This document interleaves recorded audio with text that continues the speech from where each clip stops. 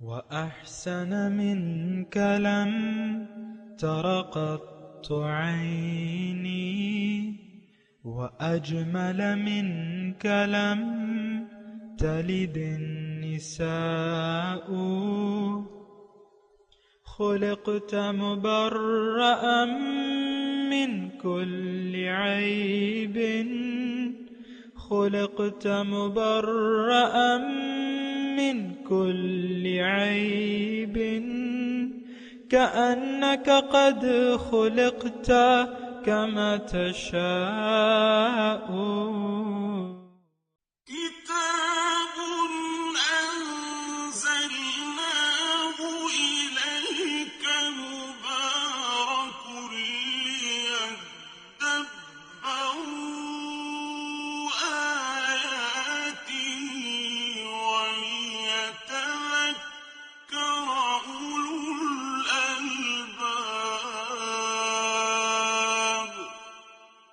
یہ کتاب برکت والی ہے جسے ہم نے آپ کی طرف نازل فرمایا ہے تاکہ دانش مند لوگ اس کی آیتوں میں غور و فکر کریں اور نصیحت حاصل کریں۔ اللہم صلی علی سیدنا محمد وعلی آل سیدنا محمد بعدد کل ذرۃ مئۃ الف الف مرۃ۔ سامعین و ناظرین کرام، السلام علیکم ورحمۃ اللہ وبرکاتہ۔ سامعین کرام، سورہ روم آیت نمبر 58۔ آج کا موضوع، کیا ہم باطل پرست لوگ ہیں؟ اس کے ساتھ سامعین کرام آج کے سبق کا آغاز کرتے ہیں۔ سب سے پہلے گزشتہ سبق کا اعادہ ہوگا۔ اللہ الذی خلقکم من ضعف ثم جعل من بعد ضعف قوة ثم جعل من بعد قوة ضعفا وشیبة يخلق ما يشاء وَهُوَ الْعَلِيمُ الْقَدِيرُ۔ اللہ ہی ہے جس نے تمہیں کمزور چیز یعنی نطفے سے پیدا فرمایا، پھر اس نے کمزوری کے بعد قوت شباب پیدا کی، پھر اس نے قوت کے بعد کمزوری اور بڑھاپا پیدا کر دیا۔ وہ جو چاہتا ہے پیدا فرماتا ہے اور وہ خوب جاننے والا بڑی قدرت والا ہے۔ وَيَوْمَ تَقُومُ السَّاعَةُ يُقْسِمُ الْمُجْرِمُونَ مَا لَبِثُوا غَيْرَ سَاعَةٍ كَذَلِكَ كَانُوا يُؤْفَكُونَ۔ اور جس دن قیامت برپا ہوگی، مجرم لوگ قسمیں کھائیں گے کہ وہ دنیا میں ایک گھڑی کے سوا ٹھہرے ہی نہیں تھے، اسی طرح وہ دنیا میں بھی حق سے پھرے رہتے تھے۔ وقال الذين اوتوا العلم والایمان لقد لبثتم في كتاب الله الى يوم البعث فهذا يوم البعث ولكنكم كنتم لا تعلمون۔ اور جنہیں علم اور ایمان سے نوازا گیا ہے ان سے کہیں گے، در حقیقت تم اللہ کی کتاب میں ایک گھڑی نہیں بلکہ اٹھنے کے دن تک ٹھہرے رہے ہو، سو یہ ہے اٹھنے کا دن، لیکن تم جانتے ہی نہ تھے۔ فَيَوْمَئِذٍ لَا يَنفَعُ الَّذِينَ ظَلَمُوا مَعْذِرَتُهُمْ وَلَا هُمْ يُسْتَعْتَبُونَ۔ بس اس دن ظالموں کو ان کی معذرت کوئی فائدہ نہ دے گی اور نہ ہی ان سے اللہ کو راضی کرنے کا مطالبہ کیا جائے گا۔ سامعین کرام، سورہ روم آیت نمبر 58، لفظی ترجمہ۔ وَلَقَدْ ضَرَبْنَا، اور ہم نے بیان کی ہیں، لِلنَّاسِ لوگوں کے لیے، فی ھذا القرآن اس قرآن میں، من کل مثل ہر قسم کی مثالیں۔ وَلَئِن جِئْتَہُم بِآیَةٍ، اور اگر آپ لے آئیں ان کے پاس کوئی نشانی یا معجزہ، لَيَقُولُنَّ الَّذِينَ كَفَرُوا، کہیں گے کافر، ضرور کہیں گے کافر، ان انتم الا مبتلون، تم تو جو کچھ کر رہے ہو یہ باطل ہے، یعنی یہ حق نہیں ہے، باطل ہے۔ کذالک یتبع الذین کذالک یطبع، اسی طرح مہر لگا دیتے ہیں اللہ تعالیٰ علی قلوب الذین لا یعلمون، ان لوگوں کے دلوں پہ جو علم نہیں رکھتے، جو جانتے نہیں ہیں۔ سامعین کرام، سورہ روم کا اختتام ہو رہا ہے، اور آخری چند آیات ہیں، اور مضمون جو ہے وہ اس میں بیان کیا جا رہا ہے، تمام مضمون کو سمیٹا جا رہا ہے۔ اس میں جو پہلی آیت ہم نے پڑھی ہے وَلَقَدْ ضَرَبْنَا لِلنَّاسِ فِي هَذَا الْقُرْآنِ مِنْ كُلِّ مَثَلٍ، یعنی دیکھیں اللہ تعالیٰ کی یہ رحمت ہے، یہ اس کی شفقت ہے، رحمت ہے اپنی مخلوق پہ، کہ وہ کہہ رہے ہیں میں نے ہر طریقے سے سمجھا دیا ہے۔ آپ دیکھیں کس کس طریقے سے اللہ تعالیٰ نے مثالیں بیان کی ہیں، اور کبھی تاجر کی زبان میں بات ہو رہی ہے، کبھی غلام اور آقا کی زبان میں بات ہو رہی ہے، کبھی زمیندار کی فصل میں بات ہو رہی ہے، مختلف قسم کے آپ دیکھ رہے ہیں سامعین کرام، ہر انداز سے اللہ تعالیٰ وہ ایک ہی مضمون ہے کہ ہم لوگ، یعنی اس کا مدعا یہ ہے کہ ہم لوگ صرف الہ واحد سے اپنی توقعات وابستہ کر لیں، اللہ تعالیٰ ہی کو اپنا حقیقی رب بنا لیں، حقیقی معبود بنا لیں، حقیقی مقصود بنا لیں اور محبوب بنا لیں،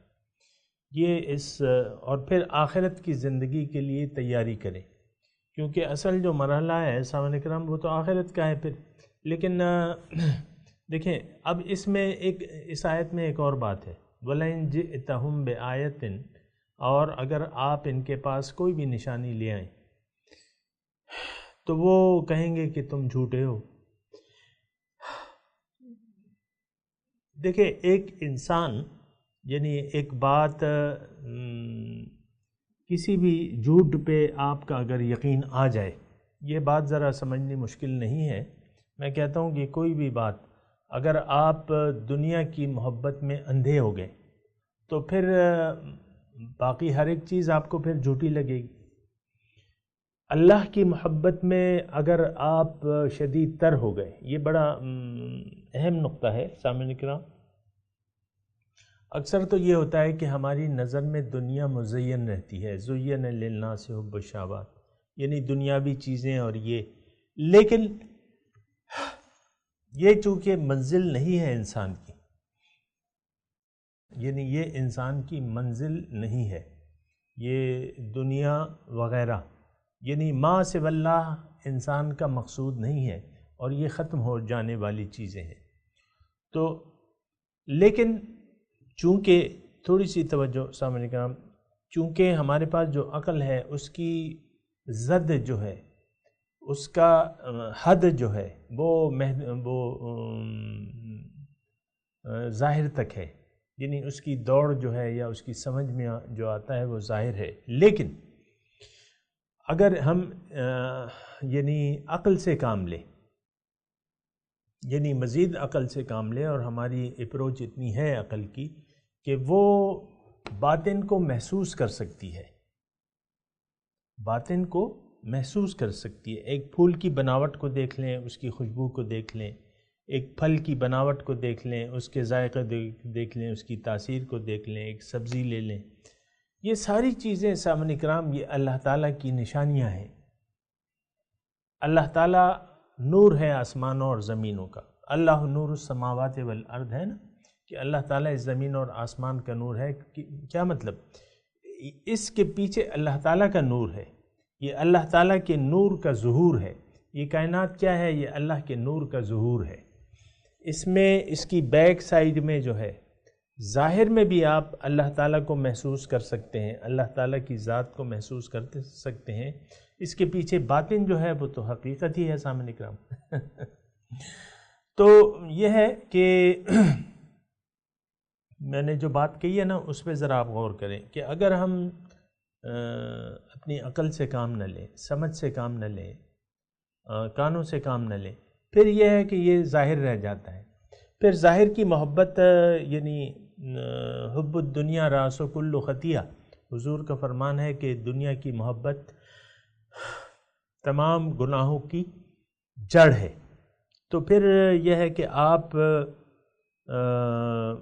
ظاہر کی محبت میں یہ ایک دلدل ہے، دلدل میں پھر آپ پھنستے جاتے ہیں۔ پھر ایک ایسا وقت آتا ہے کہ مکمل طور پہ آپ اس دلدل میں ڈوب جاتے ہیں، دنیا کی دلدل میں ڈوب جاتے ہیں۔ پھر یہ ہے کہ آپ کی جو اندھے ہو جاتے ہیں، بہرے ہو جاتے ہیں، گونگے ہو جاتے ہیں، یعنی حق کی آواز آپ کے منہ سے نہیں نکل سکتی، حق آپ کانوں سے سن بھی نہیں سکتے اور حق آپ دیکھ بھی نہیں سکتے۔ یہ سامعین کرام، یہ یعنی جو قانون الہی ہے اس کے تحت یہ ایسا ہوتا ہے کہ اگر آپ نے حق پیش ہوا اور آپ نے حق کو چھوڑ کے باطل کا اتباع کیا تو پھر یہ قانون خداوندی ہے کہ اگر آپ قانون خداوندی اس لحاظ سے میں کہہ رہا ہوں نا کہ اگر آپ لوہے کی چھری کو رکھ دیں، نامالود فضا میں رکھ دیں، اس سے کام نہ لیں اور اس کو صاف نہ کریں، اس کی صفائی نہ کریں، تو پھر تو وہ ایک دن برادہ ہو جائے گی، یعنی زنگ آلود ہو جائے گی، پھر تو وہ چھری نہیں رہے گی، کوئی اور چیز پھر آپ اس چھری سے وہ کام نہیں لے سکتے جس کے لیے وہ پیدا کی گئی ہے۔ اسی طرح سامعین کرام، انسان کے سامنے یہ بڑا نازک نقطہ ہے، اس کو ذرا غور سے سمجھیں۔ اور بہت دفعہ ہم ایسا کرتے ہیں کہ حق کو سمجھ لینے کے باوجود اس کے تقاضوں پر عمل نہیں کرتے، تو اس کے نتائج جو ہیں وہ پھر غلط ہوتے ہیں، وہ برے ہوتے ہیں نتائج۔ اسی طرح جو آیت ہم پڑھ رہے ہیں اس میں یہی ہے کہ اللہ تعالیٰ فرما رہے ہیں میں نے تو ہر قسم کی مثالیں بیان کر دی۔ اب ان کو ہر قسم کی اگر نشانیاں دکھا بھی دی جائیں، وَلَئِن جِئْتُم بِآیَةٍ، تو کافر کہیں گے تم جھوٹے ہو، یعنی اس کو جھوٹ سمجھیں گے۔ یہ ایک ایسی کیفیت آ جاتی ہے سامعین کرام، پھر انسان حق کو باطل اور باطل کو حق سمجھنے لگتا ہے۔ اور پھر تو آپ کو معلوم ہے بعض اوقات جو ہے حق پرستوں کو دقیانوسی کے القابات میں کہ تم تو دقیانوسی ہو، دقیانوسی خیالات ہیں تمہارے، پرانے خیالات ہیں، دقیانوسی خیالات ہیں، دیکھو لوگ زمانہ کہاں سے کہاں پہنچ گیا، تم کس زمانے کی بات کر رہے ہو، ایسا پھر کہا جاتا ہے۔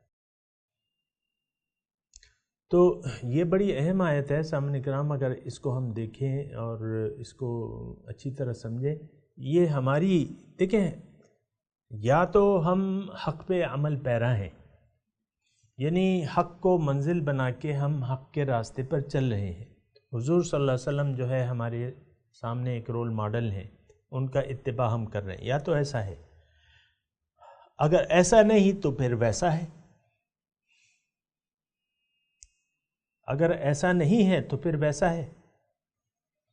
اگر آپ نے باطن کا انتخاب نہیں کیا ہے تو پھر تو ظاہر کو آپ نے منتخب کر لیا ہے، کیونکہ ماذا بعد الحق الا الضلال، حق کے قرآن کی آیت ہے کہ حق کے بعد تو صرف گمراہی رہ جاتی ہے۔ تو حق تو ایک ہے، لیکن آپ نے اگر دیدہ دانستہ حق سے انکار کر بھی دیا تو پھر کیا ہوگا کہ آپ پھر باطل پرست بن جائیں گے اور حق کو باطل ان انتم الا مبتلون، تم تو باطل ہو، تم تو جھوٹے ہو۔ تو یہ تھوڑی سی آپ پھر اس میں آگے جو آیت ہے کذالک یطبع اللہ علی قلوب الذین لا یعلمون، جو سمجھ سے کام نہیں لیتے تو اللہ تعالیٰ فرماتا ہے میں اسی طرح مہر لگا دیتا ہوں ان کے دلوں پر جو علم سے کام نہیں لیتے۔ دیکھیں اللہ تعالیٰ نے ہمیں عقل دی ہے اور ہم سب کو اللہ تعالیٰ نے اپنے لیے پیدا کیا ہے، لیکن اگر ہم اپنی آنکھیں بند کیے رکھیں، جو بصیرت والی آنکھیں ہیں اس سے ہم بصیرت سے کام نہ لیں اور عقل سے کام نہ لیں، شعور سے کام نہ لیں، تو پھر تو باطل رہ جاتا ہے اور پھر آپ اندھے ہو کے رہ جاتے ہیں۔ دیکھیں ایک بات نوٹ کر لیں کہ یہ قرآن کیا ہے اور کیوں آیا ہے، ٹھیک ہے، یہ ایک سوال ہے۔ اب میں آپ کو یہ کہتا ہوں کہ ہم تاریکی میں ہیں، انسان تاریکی میں ہے، ابتدائی طور پہ انسان تاریکی میں ہے، اس کو اپنی منزل کا پتہ نہیں ہے اور نہ اس منزل تک پہنچنے کا طریقہ معلوم ہے، راستہ معلوم ہے، ٹھیک ہے؟ یہ تو میں مانتا ہوں اور آپ بھی یقیناً مانتے ہیں۔ دیکھیں، ہماری جو منزل ہے اس کا تعلق ظاہر سے نہیں ہے، باطن سے ہے۔ پھر ہمارا جو راستہ ہے، جو منزل ہے، اس کا تعلق بھی باطن سے ہے، یعنی وہ اعمال ہمیں نہیں معلوم ہو سکتے جو ہمیں اپنی منزل کے قریب کر دیں۔ اگر ہم اپنی خواہشات نفس کے مطابق عمل کریں گے یا زندگی جئیں گے تو یقیناً ہم حق سے دور ہوتے چلے جائیں گے۔ خواہشات نفس کا اتباع جو ہے وہ بڑا خطرناک ہے، اور اللہ تعالیٰ نے قرآن میں اس کو کہا ہے کہ وَمَنْ أَضَلُّ مِمَّنِ اتَّبَعَ هَوَاهُ بِغَيْرِ هُدًى مِّنَ اللَّهِ۔ سب سے زیادہ گمراہ کون ہے؟ من اضل، جو اپنی خواہشات نفس کی پیروی کر رہا ہے بغیر اللہ تعالیٰ کی ہدایت کو دیکھ کے۔ تو ہم اندھیرے میں ہیں، ڈارک میں ہیں، ہمیں یعنی اس لحاظ سے میں کہہ رہا ہوں کہ ہمیں نہ تو اپنی منزل کا پتہ ہے کہ ہماری منزل کیا ہے، ہم کیوں ہیں، ہماری حقیقت کیا ہے، پھر ہمارا کامیابی کا راستہ کیا ہے، ہم ڈارک میں ہیں۔ تو یہ ذمہ داری پھر اللہ تعالیٰ نے روز ازل سے ہی اپنے ذمے اٹھا لی تھی کہ ان علینا للہدا وہدیناہ النجدین وہدیناہ السبیل اما شاکرا و اما کفورا۔ راستہ بتانا، حق بتانا، روشنی دینا انسان کو، یہ اللہ تعالیٰ کا کام ہے، یہ اللہ تعالیٰ نے ذمہ داری لی ہوئی ہے۔ اور جب انسان اول آ رہا تھا اس زمین پہ تو اس کو یہ کہا تھا کہ اہبطوا منہا فاما یأتینکم منی ھدی فمن تبع ھدایا فلا خوف علیہم ولا ھم یحزنون۔ اس زمین سے اترو، اب میری ہدایات اگر تمہارے پاس آئیں، میں ہدایات بھیجوں گا، اب جس نے ان ہدایات کا اتباع کیا تو فلا خوف علیہم ولا ھم یحزنون، ان پہ نہ کوئی خوف ہوگا نہ کوئی غم ہوگا۔ لیکن اگر کسی نے ان ہدایات کو جھٹلایا یا اس سے انکار کیا تو یہ پھر جو ہے ردی ہو جائیں گے، یعنی اپنا مقصد حیات نہ تو جان پائیں گے نہ اس راستے پر چل پائیں گے۔ والذین کفروا وکذبوا بآیاتنا اولئک اصحاب النار هم فیہا خالدون۔ اب ہماری حیثیت کیا ہے، ہم کہاں پہ کھڑے ہیں، یہ بھی تو آپ جاننے کی کوشش کریں نا۔ ہماری حیثیت یہ ہے سامنے کرام کہ ہم نے حق جاننے کی کوشش نہیں کی ہے کبھی، ہم ڈارک میں ہیں۔ اس وقت ہم امت مسلمہ مسلمان تاریکی میں ہیں، ہمیں اپنی حقیقت کا علم نہیں ہے، ہمیں اپنے مقصود حیات کا پتہ نہیں ہے، ہم کسی کی بات سننے کے لیے تیار بھی نہیں ہیں، پھر اس پہ عمل تو کجا، وہ دور کی بات ہے۔ تو اگر ایسی صورتحال ہے تو پھر تو یہ آیت کذالک یطبع اللہ علی قلوب الذین لا یعلمون، اسی طرح میں مہر لگا دیتا ہوں ان لوگوں کے دلوں پہ جو جانتے نہیں ہیں، جو علم نہیں رکھتے، تو اللہ تعالیٰ پھر اس طرح مہر یعنی قدرتی طور پہ ان کے دلوں پر مہر لگ جاتی ہے یا لگا دی جاتی ہے۔ تو ہماری حالت تو یہ ہے، اور یہ سامعین کرام یہ دیکھیں، آپ یہ اگر آپ سوچیں، اور میں آپ کو جس طرح کہتا رہتا ہوں کہ اس آیت کا، قرآن کی ہر آیت کو اپنے اوپر منطبق کریں کہ آیا ہم اس کے مصداق ہیں یا خلاف ہے۔ اگر یہ چیز جو ہے وَلَقَدْ ضَرَبْنَا فِي هَذَا الْقُرْآنِ مِنْ كُلِّ مَثَلٍ، ہم نے اس قرآن میں ہر قسم کی مثالیں بیان کر دی ہیں۔ وَلَئِنْ جِئْتَهُمْ بِآيَةٍ لَيَقُولُنَّ الَّذِينَ كَفَرُوا إِنْ أَنْتُمْ إِلَّا مُبْطِلُونَ، کافر کہیں گے کہ بھئی تم تو باطل پرست ہو، تم تو جھوٹے ہو۔ اب یہ دیکھیں، تھوڑا سا ٹھہر جائیں، تھوڑا ٹھہر جائیں اور دیکھیں۔ اب دیکھیں، آج یہ آیت اگر ہم اپنے لیے سمجھیں، اور کافر کا یہاں لفظ استعمال ہوا ہے، ایک بات یہ نوٹ کر لیں، کافر کا معنی اگر آپ یہاں ناشکرا کہیں، ناشکرا، کیونکہ کافر ناشکرا ہوتا ہے اور ہم بھی شکر گزار نہیں ہیں۔ یعنی اس میں بغیر کسی بنا کسی خوف تردید میں یہ کہہ سکتا ہوں کہ ہم تو شکر گزار قوم نہیں. اللہ تعالیٰ کی نعمتیں تو ہم ضائع کر رہے ہیں. دیکھیں یہ 20 کروڑ عوام ہیں، میں آپ سے عرض کر رہا ہوں 20 کروڑ عوام ہیں، اس میں اکثریت جو ہے اپنے وقت کو ضائع کرتی ہے اور اللہ تعالیٰ اکثریت پہ پھر فیصلہ کرتا ہے. وَلَكِنَّ أَكْثَرَ النَّاسِ لَا يُؤْمِنُونَ وَلَكِنَّ أَكْثَرَ النَّاسِ لَا يَشْكُرُونَ قَلِيلٌ مِّنْ عِبَادِيَ الشَّكُورُ. تو اکثریت پہ اللہ تعالیٰ فیصلہ کرتا ہے اور اکثریت کی بنا پھر عذاب نازل کرتا ہے. یہ مسلمانوں پہ جو سقوط بغداد کا واقعہ آیا اور یہ بری طرح کاٹ ڈالے گئے، تو کیا اکثریت جو تھی وہ حق سے غافل تھی. آپ دیکھ لیں سنی شیعہ یہ فرقے پیدا ہو گئے تھے آخر خلیفہ کے وقت، اور پھر ان باتوں پہ بات ہو رہی تھی. یہ زیر بحث تھا مسئلہ کہ کوا حلال ہے کہ حرام ہے. جس طرح کہ آج آپ فروعی تنازعات کو اتنا بڑا چڑھا دیتے ہیں کہ رفع یدین کرنا چاہیے کہ نہیں چاہیے، اور پھر ایک دوسرے سے لڑتے رہتے ہیں.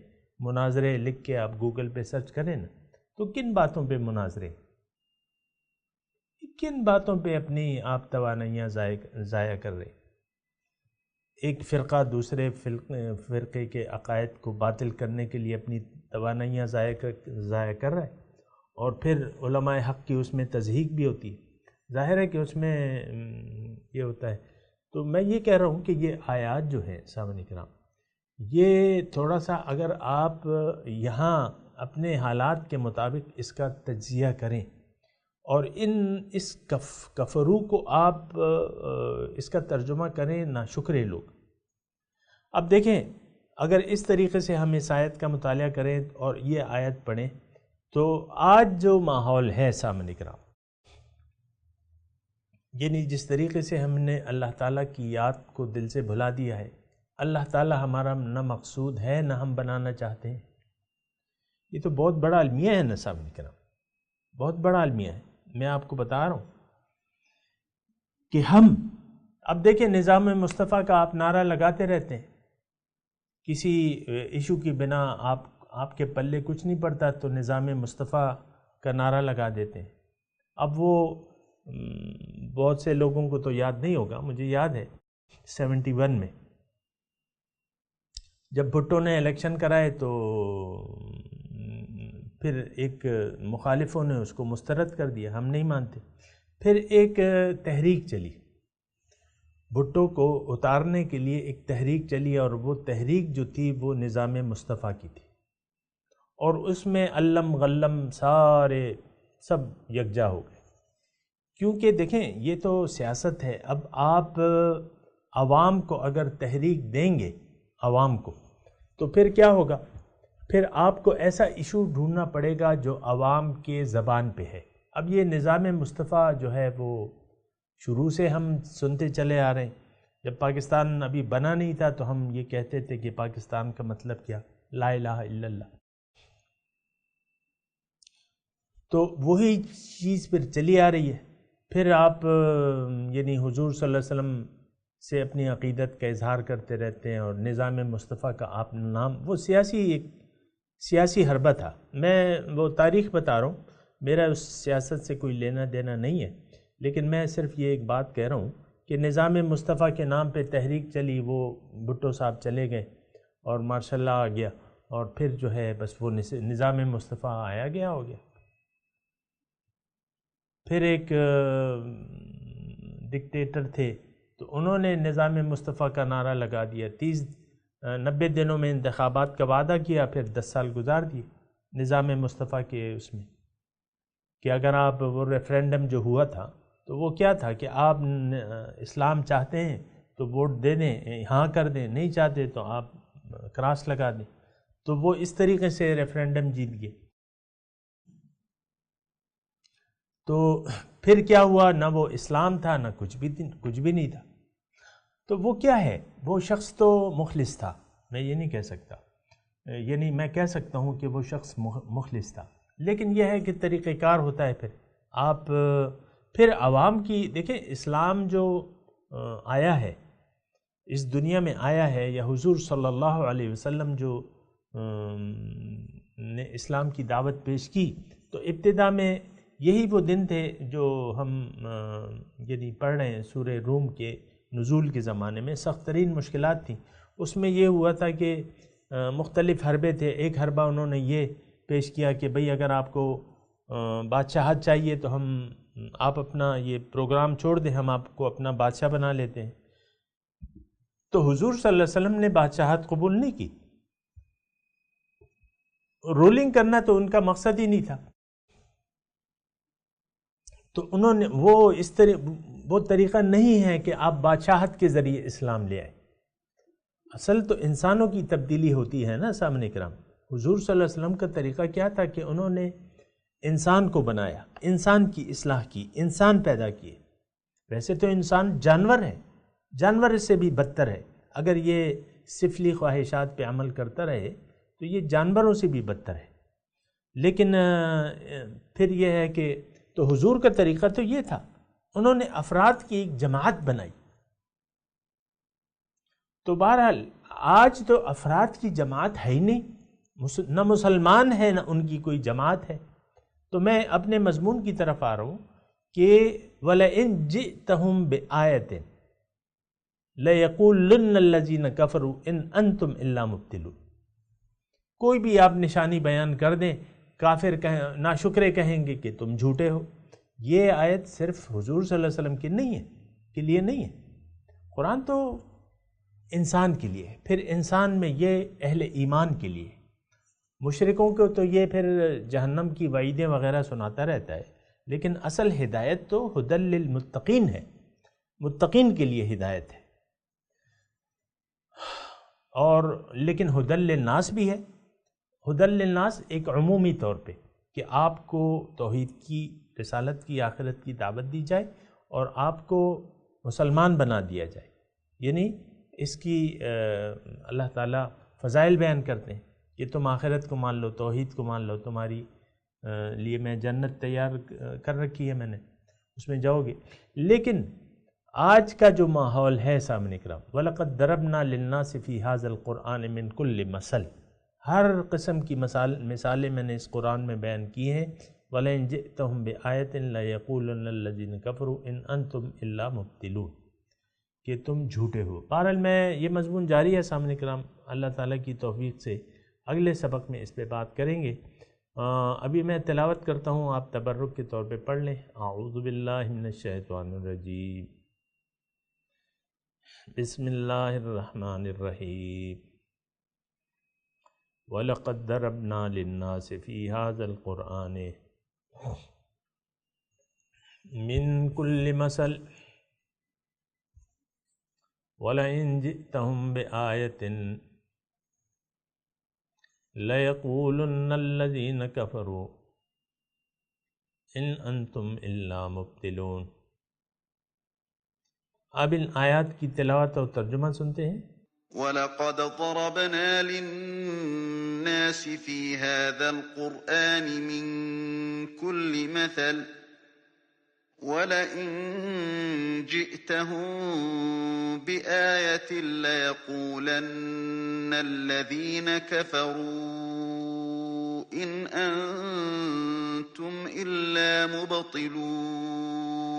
We have cited in this Quran for the people every sort of parable, but even if you bring them a miracle, those who disbelieve will say, "You are nothing but fakers." سامعین کرام، اس کے ساتھ ہی آج کے درس کا وقت اختتام کو پہنچا۔ اگلے درس میں انشاءاللہ ملاقات ہوگی۔ وآخر دعوانا ان الحمد للہ رب العالمین، والسلام علیکم ورحمۃ اللہ وبرکاتہ۔